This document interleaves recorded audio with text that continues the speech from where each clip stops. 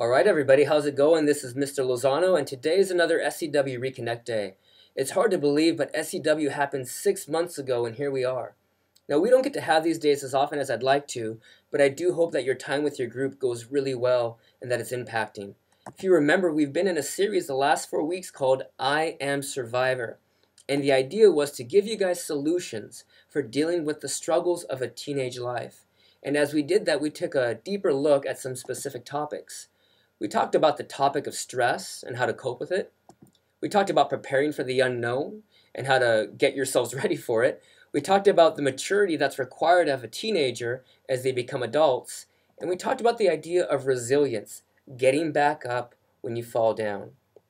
Now, it's been an incredible series for me because I've been able to hear some great things from very different teachers sharing their experiences, and I hope that you've been able to take some things away with it that you could apply to your own lives. Today, here's what we're going to do. Today, as a group, we're going to discover what it means to be a true survivor. Before we do that, I want to explain a few things to you guys, I think some of which you already know. Struggle's simply a part of life. It doesn't mean that God has abandoned us. It's just part of the journey that we get put on when we experience this thing called life. Another thing we need to understand is that the way we pass through struggles, it says a lot about us. It says about the integrity we have. It says about the choices we make. It speaks about our internal character. And lastly, that we need to understand there's an enabling from God, but also a responsibility in our choices to be a survivor during times of difficulty. It's up to us to apply those things. Well, when I think about the idea of being a survivor, there's a few names that come to my mind, and one of them is a very special woman with a really long name. Her name is Cornelia Joanna Arnolda Ten Boom. People just referred to her as Corrie. She was born in 1892, over 100 years ago. She came from a very simple family. Her father was a watchmaker, but they were also very loving. They were very involved in the community. They welcomed anybody into their home, and they gave out the blessings that they believed God had given them freely to other people. And for them, life continued as normal until about 1940, when the Nazis invaded Holland, her home country. Now, in May in 1942, everything began to change for the Ten Boom family. At that time, her family began helping Jewish people hide from the Nazis, and here's how it started. One day in May of 1942, a well-dressed woman with a suitcase showed up at their doorstep, and she explained that she was a Jewish woman running away from the Nazi authorities, and she was looking for a place for her and her son to hide until they can get some other form of safe haven. Well, the Ten Boom family, at their own risk, allowed this woman to come in, and they kept her safe. Now, the Ten Boom's reputation for helping Jewish people spread throughout the entire area, and so many people came to their house, and they helped so many people in the community, they dubbed it in private circles the hiding place. In fact, she wrote a book called The Hiding Place, talking about her experiences. And it's estimated that through the work of the Ten Boom family, check this out, over 800 lives were saved by one family because they were willing to put themselves at risk to help other people. And so they were doing this for a number of years, but something pretty bad happened to them. In February 28th of 1944, approximately 12:30 p.m., Nazis arrived at the Ten Boom home and arrested her entire family. 10 days later, her father died in prison.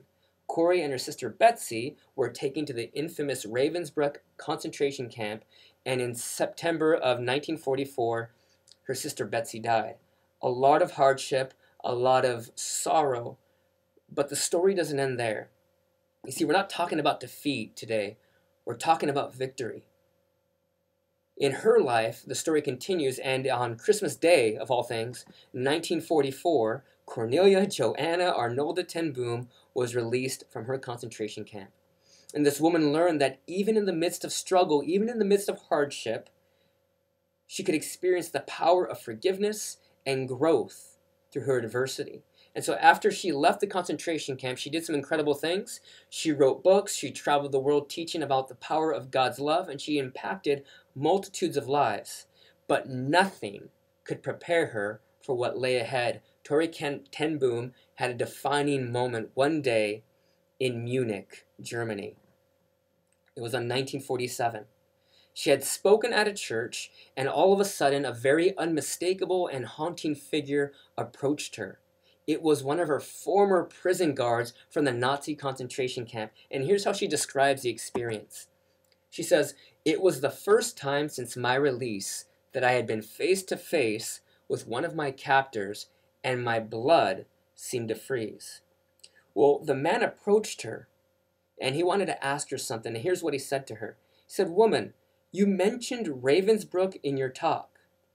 I was a guard there, but since that time, I've become a Christian.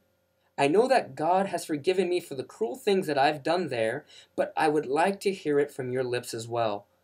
Miss, will you forgive me?" Corrie said that she stood there with coldness clutching her heart. In the middle of this defining moment, she was absolutely frozen. Coldness was clutching her heart, but she understood that forgiveness is an act of the will, and that the will can function regardless of the temperature of the heart, she said. So she prayed silently, "Jesus, help me. I can lift my hand, I can do that much, but you need to supply the emotion." And so she says that she woodenly and mechanically thrust her hand into the one outstretched to hers.